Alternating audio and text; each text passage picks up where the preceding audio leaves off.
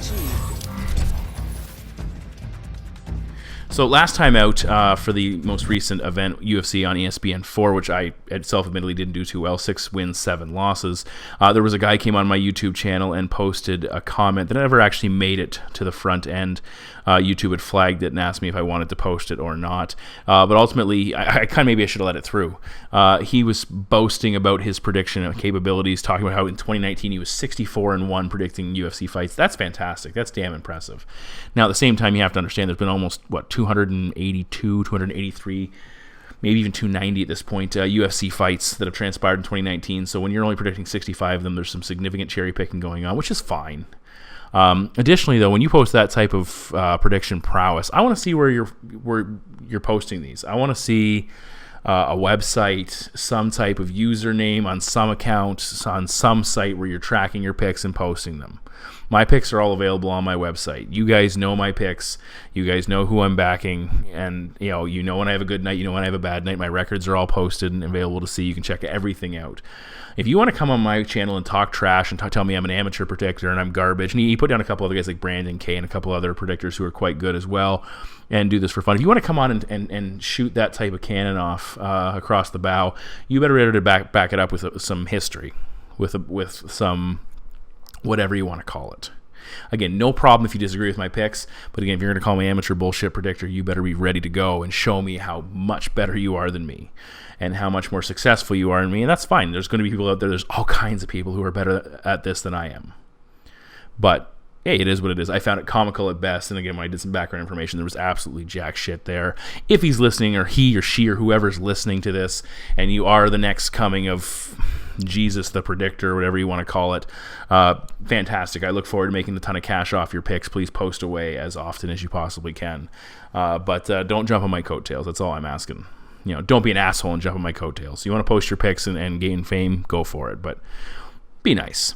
Welcome back to Kamikaze Overdrive MMA Predictions. As always, I am your host, Scott Johnson, and on this episode of the show, we are breaking down the upcoming UFC 240, which is going down at Rogers Place in Edmonton, Alberta, taking place on July 27th. It will feature 5 main card fights, which I'll be giving you predictions for. All of my preliminary picks will be available at kamikazeoverdrive.net.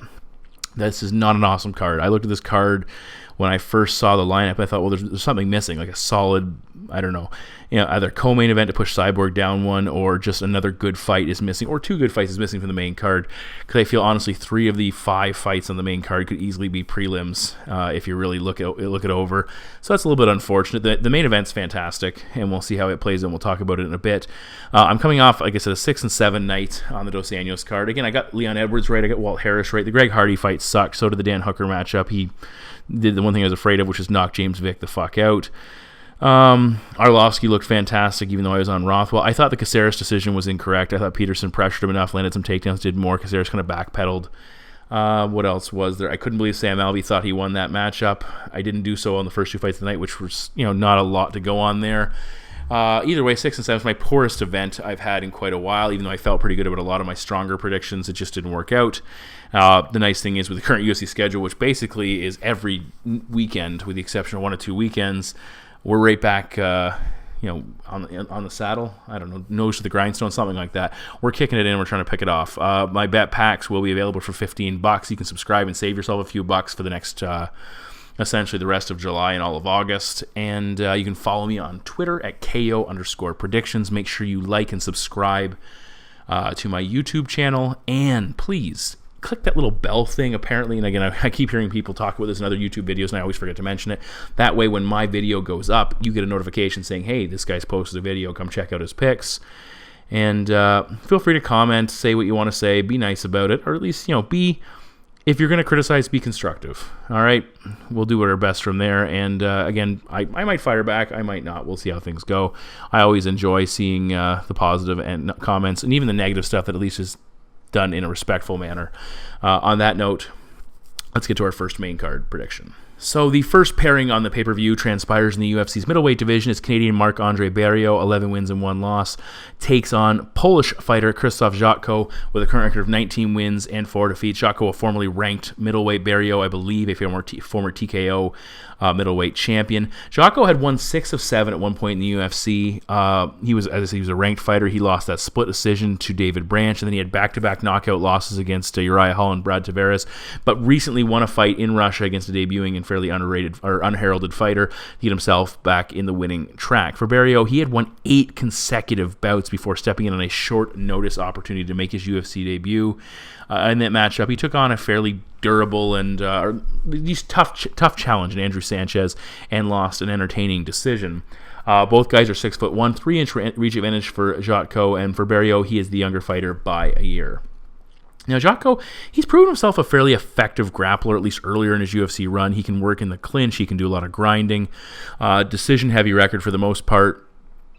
And his striking's been improving. He showed some strides there where he was having some success against some guys that made it seem like he was maybe fleshing out his offensive attack. His big downfall, unfortunately, has been his chin. He was knocked out, KO'd in back-to-back losses, and he's been finished in 3 of his 4 defeats overall, but all 3 of his fights in the UFC.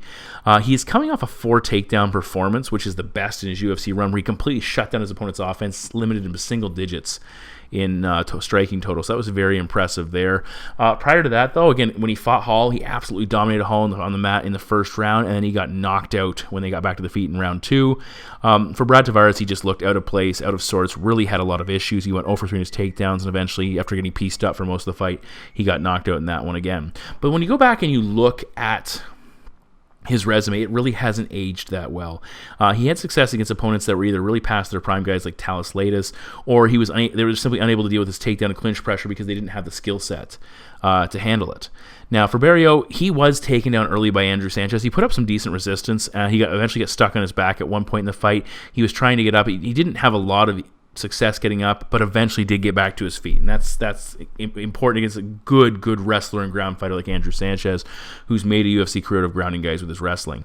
He did better on his second takedown defense and with his second attempt, and when he did get in that position where it was like 50-50 whether he's going to the mat or staying up, he got back to his feet fairly quickly, got back to a vertical base, and was having more and more success shutting down his opponent's offense.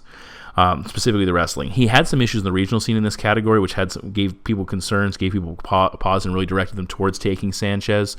But I felt he showed some market improvements, especially when you consider he did it on short notice in a fight like that, and it was his debut. Now, for Barriault, he has power, absolutely. He wants to create a brawl. He was backing Sanchez up. I felt at times he wasn't throwing enough, but maybe it was just a little bit of apprehension for fear of being taken down. Maybe he just wasn't quite feeling comfortable, which is something I expect to see him more so in this matchup. I really like the success he had in the clinch with his dirty boxing. He went after the body at times. He landed elbows. He was throwing some nice uppercuts through the clinch, through the guard, and was overall very effective in that position against a fighter, again, who wants to be in that spot, who wants to be able to get his hands on you and drag you down. He was moving forward behind 2-punch combos and had some success backing Sanchez up and putting some decent pressure on him. As I said, he made his debut on short notice. He made a fairly good account for himself, considering he was facing a pretty good wrestler and a guy with a skill set he probably had never faced before, at least on that level. I really like what I saw of him as far as a feisty fighter is concerned, a guy who can, put on an entertaining show. Jotko is not known for having overwhelming volume, especially if he can't consistently take you down. If he can't get you to the mat with regularity and keep you there, he's going to probably, even if he can, he's probably going to be in that 35 to 50 strike range. Now, for Barriault, if he can defend those early takedowns, he needs to turn this fight into a brawl. Get Jotko backing up where it's harder to land takedowns, where it's more exhaustive. He's going to survive some of those early positions, bad spots, force Jotko to really work hard to keep him down. And what I think is going to ultimately happen is you're going to see Barriault start to take this fight over, start to land with more and more power, and progressively have more success as Jotko gets tired, as he gets banged up, as he gets hurt. And I think Barriault's going to feed off the crowd here fighting at home in Canada. I believe he's from Quebec. Fighting in Alberta is not exactly home, but still, you're going to have the home crowd on your side. And my prediction here is Marc-Andre Barriault to defeat Krzysztof Jotko by TKO. Up next, we're in the UFC's lightweight division as the Canadian gangster and Ultimate Fighter Nations winner Olivier Aubin-Mercier, 12 wins and 4 losses, takes on Arman Tsarukyan. I'm not even going to attempt to pronounce his nickname. He comes in with a record of 12 wins and 1 defeat.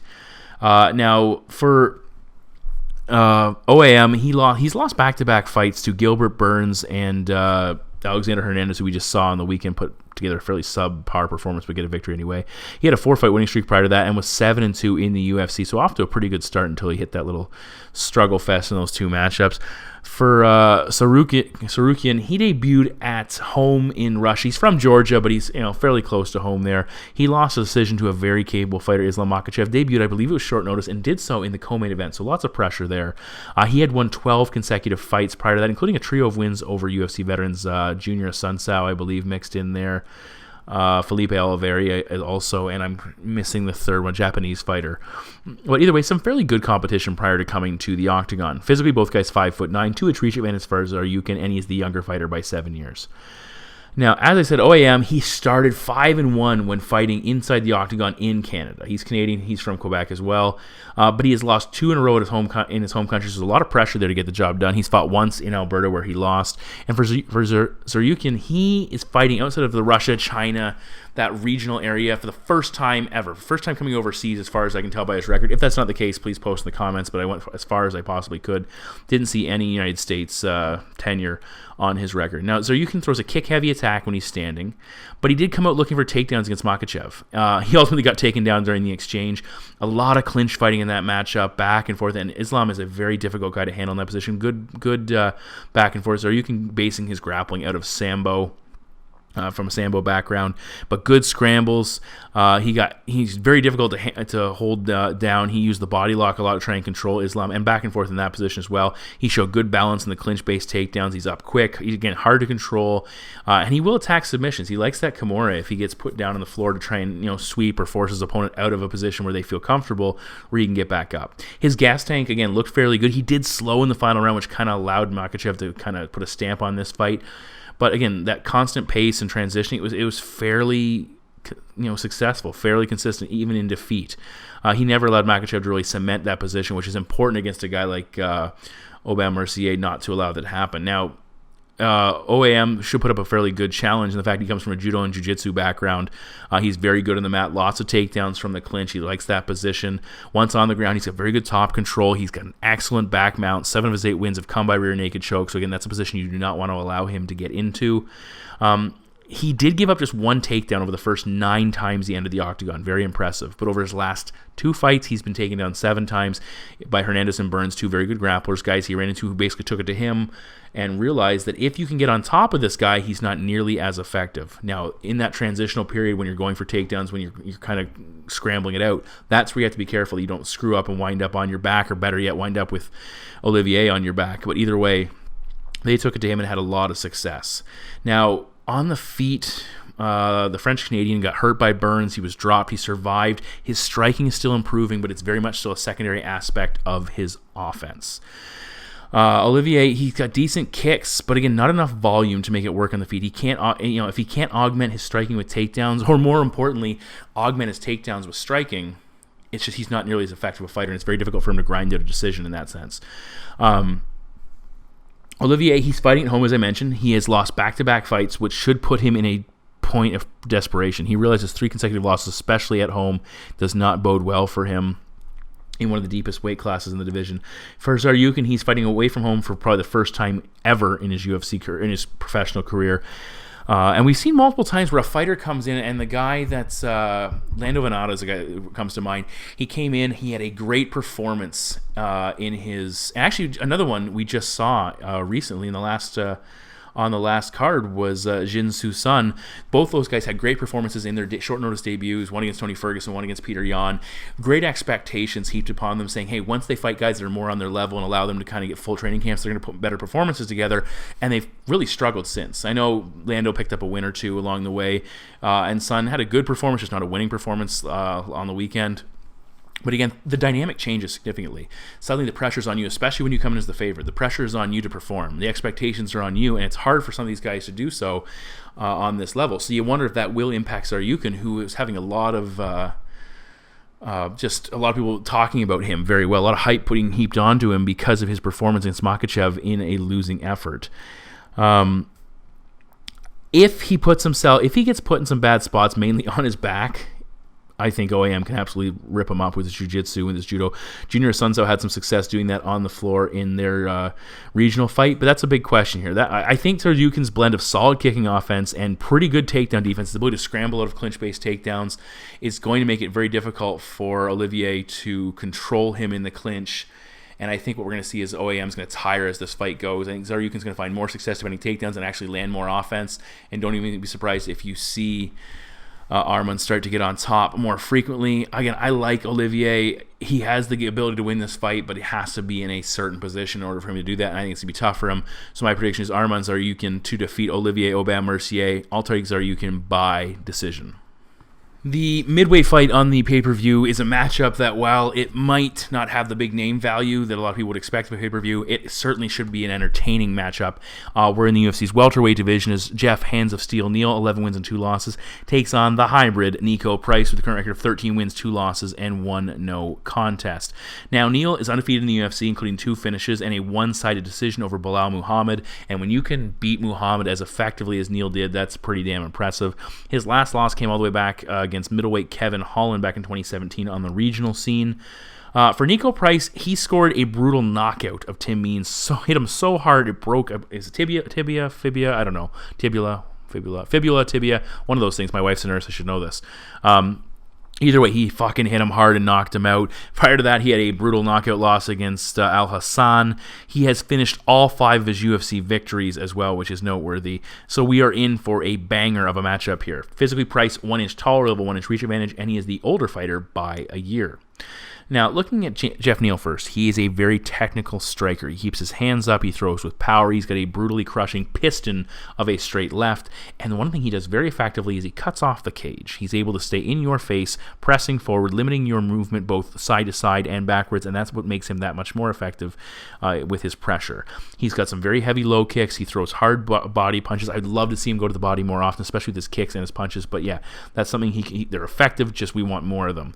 When he fought Muhammad, who's a very agile fighter, used a lot of movement, used a lot of volume, he was forcing Belal to constantly be backing up, constantly be on the back foot, being defensive, and that made him very effective.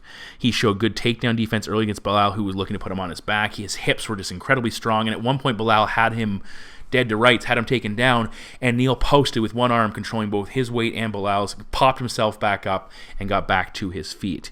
Now, the general idea that people talk about with Geoff Neal, he's a fairly heavily muscled guy, is to push him early, make him wrestle, make him grapple, make him clinch, fill those muscles up with blood, and tire him out. He doesn't have a ton of experience in longer fights. He slowed down a little bit in round 2. Belal was working the body, which seemed to be very effective.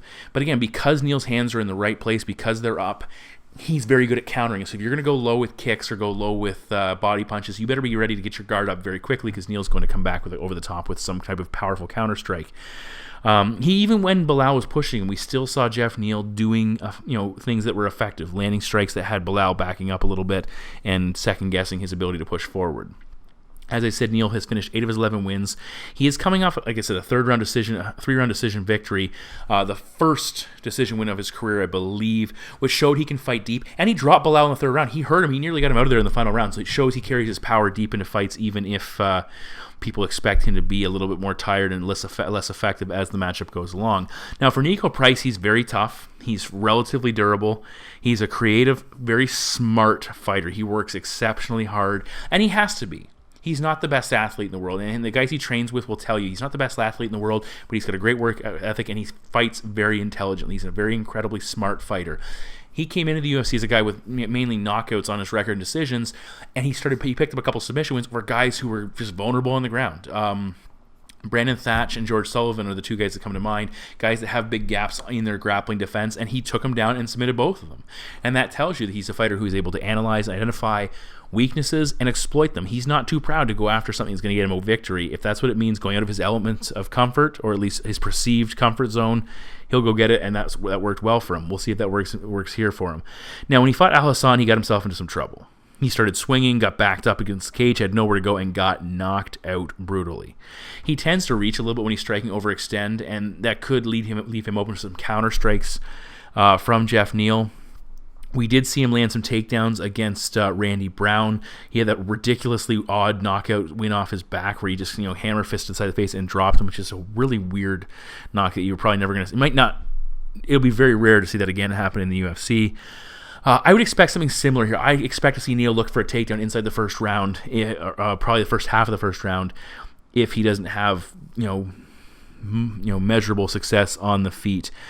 Price and Tim Means, they were swinging early in that matchup. Price hurt him a couple of times, so he shows if he connects, he can certainly do some damage. But Means was having success with his own left hand coming over Price's guard, mixing it up, and that's something if Neal starts to find success with the left hand, look out. Niko needs to find that balance between pushing Neal, but not opening himself up to taking too much damage, not exposing himself to that power punching that Neal can provide and really put it on him.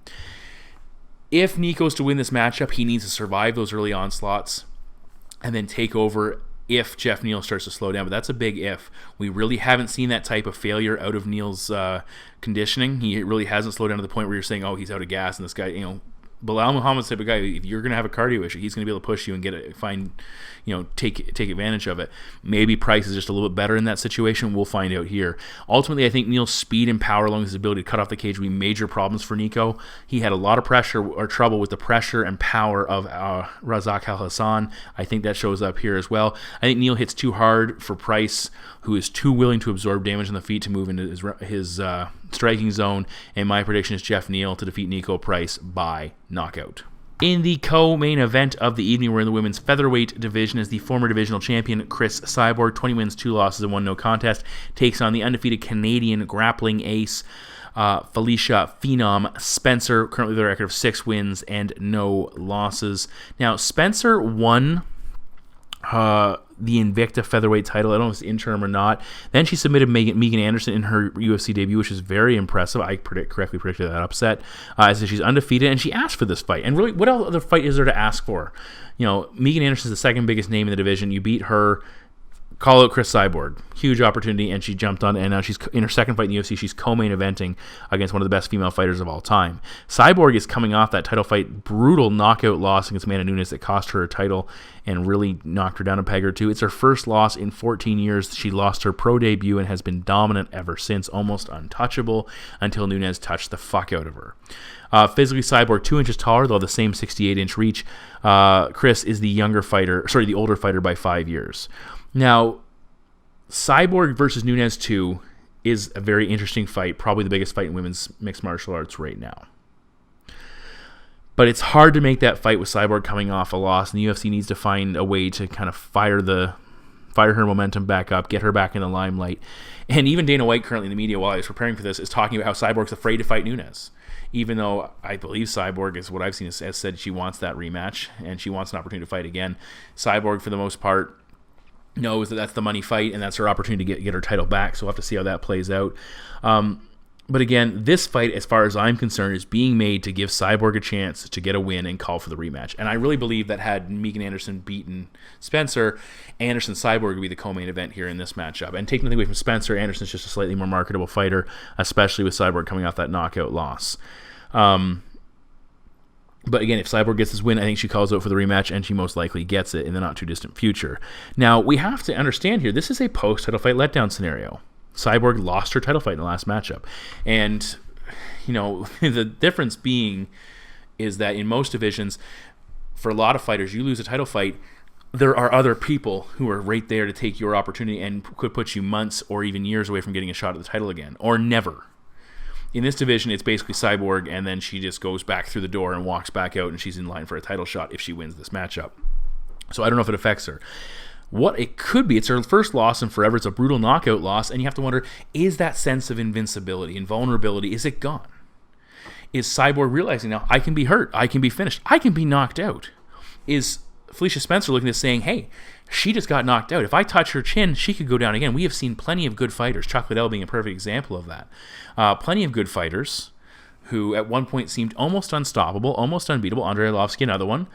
There's all kinds that I'm just blanking on right now. TJ Dillashaw we just saw, maybe not to that extent yet. But guys who suddenly they go from being almost unstoppable, Renan Barão, almost unstoppable, to suddenly that first knockout loss comes and things just fall apart. Is that what we're looking at here? Is the talent pool deep enough to expose that for Cris Cyborg? We'll have to, is Cyborg going to be gun shy? Is what makes her effective is her willingness to come forward and attack. Is that going to hurt her? I don't know. How does Felicia Spencer win this matchup? She looked good against Megan Anderson, but again, that was a stylistic nightmare for Meg, whatever the hell you want to say. For Anderson, she just had a lot of issues with Spencer's game plan. Her grappling game is just not up to snuff. When you get dominated on the mat by Holly Holm, and then you face a BJJ black belt, you are in serious trouble. Cyborg has been taken down before, and that's what what Spencer's going to be looking to do here is get her down, get to her back, and try and submit her. Spencer, I don't think she's much of a threat on the feet. In fact, I'd say Anderson would have been the better, more apt to exploit any issues that Cyborg has coming off the Nunes fight, using that size and striking she has. It just didn't work out. If Spencer can get Cyborg down, she needs to establish control and not let the potential to finish slip away, because you might not get another chance. Again, we have seen fighters get Cyborg down, have a few moments of success on the mat, and then they just disappear and they get smashed in the aftermath. When you look at what Spencer did against Anderson, she moved forward, she ate some shots, she clinched, she eventually rolled to the mat and scrambled to a better spot. She capitalized on the fact that Anderson has grappling defensive issues on the floor. She broke her down and got the rear naked choke. I don't know if she can do that against Cyborg. Cyborg is a very strong girl, so is Anderson, but Cyborg is, I believe, a jiu-jitsu black belt as well. She has a lot of technique. We don't see her ground game as much out of her, but if Spencer gets in a good spot, she could wrap it up, but again, getting to that spot could be very difficult. Cyborg's the more experienced fighter overall. She's better than Anderson in jiu-jitsu, and that should give her the ability to defend at the very least what Spencer offers her, short of making a fairly significant mistake. Spencer is fighting at home, but I just don't see her finding the success she had against her previous opponent. I think she's going to push forward, looking to clinch. Cyborg's going to shuck her off, land some shots, back her up, and eventually start landing. And again, for the most part, when Cyborg hits you, unless you're Amanda Nunes, I guess, and even Nunes, I think, took a back step, your fight game changes entirely. You go from fight to flight. You start looking for ways to not necessarily get out of the fight, but just survive and avoid taking that type of shot again, and it takes you out of your element. So my prediction is Cris Cyborg to defeat Felicia Spencer by TKO. In the main event of the evening, we're in the UFC's featherweight division as the champion, Max Blessed Holloway, 20 wins and 3 losses, takes on the number 4 ranked fighter in the division, the answer, Frankie Edgar, former UFC lightweight champion, with a current record of 22 wins, 6 losses, and 1 draw. Now, this is a fight that's been a while in the making. We saw Edgar initially lined up a little while back to fight Holloway. Max pulled out. Brian Ortega stepped in and defeated Frankie Edgar, knocked him out cold in fairly abrupt fashion. Then he got the opportunity to fight Max, lost in a very entertaining matchup. Either way, Frankie appeared at least momentarily to lose his opportunity to fight for the title. Now, Edgar's coming off a rematch with Cub Swanson. Prior to that, the loss to Ortega. He beat Yair Rodriguez and Jeremy Stevens. He is 0-2 in featherweight title fights. But in the same thing, in non-title fights in the division, 8-1 with that aforementioned loss to Brian Ortega. For Max Holloway, he lost. He is coming off a loss in the lightweight interim title fight against Dustin Poirier. An awesome matchup. Dustin walked away with the title, winning a rematch. Now he's 2-0 against Max, which very few fighters can say. I don't think anybody can say they're 2-0 against Max Holloway. Max had won 13 consecutive fights prior to that. His last loss coming all the way back in 2014. And in that stretch, he beat Jose Aldo twice, Brian Ortega, Anthony Pettis, Ricardo Lamas, Jeremy Stevens, Charles Oliveira, Cub Swanson, Andre Fili. That's a fucking impressive list of opponents that he's put down. And his featherweight winning streak is still intact. We can certainly go from that angle. Physically, Max 5 inches taller, 1 inch reach advantage, and he's the younger fighter by 10 years, which is very significant here. Now, there are 2 major scenarios that we need to analyze when looking at this matchup. Does this count as a post-title fight letdown scenario for Max? Does losing the lightweight interim title fight impact Max Holloway? There is potential that it doesn't, and Max is a very strong mental person, and that he returns to form, saying, hey, I took my swing at 155 pounds, it didn't work out, and I'm back down to the featherweight division, and here we go. We'll have to wait and see. But that was a brutally demanding fight. He took a lot of damage in that fight. It could remove that aura of invincibility we just talked about with Cyborg, where Max is going, hey, you know what? I can be hurt, I can be at work, I can take damage, and I can lose a matchup. For a while there, it just seemed like against Jose Aldo, I can do whatever I want to you, and I'm going to beat you. I can do whatever I want to you, Brian Ortega, and I'm going to beat you. And then he ran into Dustin Poirier, and that didn't work out in his favor. Now, for Frankie Edgar, the scenario he's dealing with is this could be his last opportunity to fight for a title in the UFC. When you look at his run way back in the day as a young, up-and-coming, relative unknown, he went 3-0-1 in his first 4 title fights. 2 wins against BJ Penn to win and retain the title, the draw against Gray Maynard, and then the victory against knocking him out to kind of end that saga. Since then, he's gone 0-4. 2 title fight losses to Benson Henderson, 2 title fight losses to Jose Aldo. He has struggled. So overall, he has fought in a title fight in the UFC 8 times, and he is 3-4-1. Again, that's not a terrible record. A lot of guys get one opportunity to fight for a title, but still, you know what I'm saying? This could be his last chance. A 5th consecutive title fight loss could be the nail in his coffin as far as a champion is concerned. It could be enough to say Frankie Edgar to hang them up. I don't know. Now, when you look at Frankie Edgar, what does he do well? Well, I'll tell you what he does well. He keeps a very good pace and volume that most fighters struggle to match. He keeps working hard. He's got a great work ethic and never-ending gas tank. He's very difficult to deal with from that sense. He's very quick.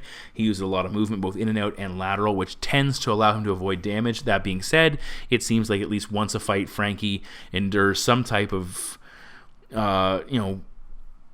tense moment where he gets hurt, his nose is bloodied, his eyes banged up, whatever, maybe he gets dropped, maybe his knees wobble. So again, he's tough as fuck too. Now, his takedown defense is exceptionally solid. His wrestling is very good, and he's got a good top game if he gets on top of you. So how does Max Holloway, the champion, match up with that? Max's volume and pace are impressive weapons, and that's exactly what they are. They are weapons. He has weaponized his ability to just continue to engage and make you fight at a pace you are not comfortable with. It's some of the best in the business. When he fought Jose Aldo, he didn't. I wouldn't say he let Aldo hit him early, but he let Aldo push a pace that Aldo wasn't comfortable with, that he couldn't maintain, and eventually he started to slow down, and Max didn't slow down, and in fact, Max took it to another level when Aldo started to slip. That allowed him to get the finishes there. If he does that with Frankie Edgar, if he lets Frankie get through the first 5-10 minutes ahead in the scorecards, Edgar might not slow down. Edgar might pull away, and all he needs is one more round, and suddenly Max is on the wrong end of a losing decision. Very close fight. So that's certainly a game plan he does not want to employ here. At least that's the perception we get. Again, Frankie's getting up there. We could see Frankie on the verge of that collapse that we see so many great fighters go through. Now, statistically, if you look at what Max is capable of offensively when you compare it with Frankie as far as their striking volume is concerned, it doesn't look good for Frankie. Max is coming off the Brian Ortega fight, at least. Well, he's coming off the Dustin Poirier fight where he landed 181 significant strikes. If you told me anybody lands 181 significant strikes in a fight, they're probably winning it. Not the case. But against Brian Ortega, he landed, this is not a typo, 290 significant strikes. Fucking unreal. And that didn't even go the full 5 minutes. He would have easily surpassed 300 if they allowed it to continue on. And Brian Ortega is a warrior for putting it up with that. But Max Holloway, unbelievable. I had Ortega in that matchup, and Max absolutely proved me and a lot of other people wrong. Very impressive. And it's not a fluke. 290 in that matchup. 181 against Poirier. In the second Aldo fight, 174. In the first Aldo fight, 104. And those fights ended early. It's not like those fights went the distance. So Max puts up some impressive numbers. When you look at Frankie Edgar's 3 highest outputs, again, I'll give you a moment to think about it. Throw out your highest total. What do you think Frankie Edgar's eclipsed as a guy who's built his career around having excellent cardio, keeping a pace, and landing strikes? What do you think? 120, 140, 150? No. His highest offensive total, 95 significant strikes in the draw against Gray Maynard, the first matchup. He landed 94 in the second win over BJ Penn when he retained his title, and his most recent high-end performance was 93 significant strikes against Cub Swanson, a fight he finished at the very end. Lots of takedowns in that matchup. He is not a guy, he's never eclipsed 100 significant strikes, which most people won't believe. At least I didn't see that on any of the stat numbers. Even if he has, he's pushed nowhere near what Max Holloway has shown he's capable of in recent outings. The thing Max does as well, he uses his length and timing very well. And I think it's going to be very difficult for Frankie to get in the inside and land those short, crisp combinations. Frankie isn't tall, he isn't long, so he uses speed and movement, head movement, footwork to get inside, land quick combinations, and get out. And he has to do that quite often and do it with regularity. Edgar had a lot of issues closing against Aldo, a very long fighter who can fire out those counters, and he wasn't able to consistently get inside and push the pace against a fighter that he knew that if he could push the pace, that was his avenue to victory. He simply couldn't do it. Now he's facing a guy that he's probably not going to be able to outwork and exhaust, that he's going to have to consistently land and land more impactfully. Can Frankie wrestle him? Great question. Max boasts an 83% takedown defense. Over his last 11 matchups, he's been taken down 3 times. Ortega got him twice, Poirier got him once. It's not out of the question, that Frankie could take him down. But again, managing that distance, getting in the inside, and then getting Max off his feet, very difficult to do that consistently. Frankie was finished brutally by Brian Ortega in fairly abrupt fashion. He's made a career of being durable. He gets hurt. He's tough. He grinds it out. He rallies. That could be gone. As you get up in age, as you take damage, as you spend a career of taking shots to the face, that it will eventually start to fade. We could see that here. I think Max is going to hit him too much here. He's going to put the damage on him. I like Frankie. But again, we are seeing fighters from his time fade away. They're not what they used to be. Jose Aldo, Cub Swanson, Chad Mendes, Ricardo Lamas. These guys are all taking a back step. Some are retiring, some are just not winning the fights as they, used to, and people are surpassing them by. I think Frankie Edgar has held on admirably for a long time, but I think he joins them. And my prediction is Max Holloway to defeat Frankie Edgar by TKO. Ooh, 8.5 minutes for the Frankie Edgar Max Holloway prediction. Wow. Long prediction. But thank you very much. Those are my predictions for all 5 of the main card fights for UFC 240. All of my preliminary picks, as per usual, will be at kamikazeoverdrive.net. My bet packs will be available there as well. Now, one thing with Frankie Edgar I want to quickly say, you know what? I would actually like to see, if Frankie loses this matchup, I would like to see Frankie go back up to lightweight. I think he'd be an interesting matchup for Nurmagomedov. It probably won't happen. The combination of Nurmagomedov's lack of activity and a number of guys that are in his way. But I think it'd be very interesting to see what Khabib can do against a very good wrestler in Frankie Edgar, who uses a lot of movement, who gets in and out, and can push a good pace. Is that it's a matchup I'd like to see. It probably won't happen. But either way, again, Frankie's put on a lot of good, entertaining fights. So this should be a good matchup one way or another. Thank you for tuning in, as always. I greatly appreciate it. Quick turnaround. I try to get this video out a bit quicker than I have previously. We'll see how that goes. I will talk to you guys soon, and take care. Hi.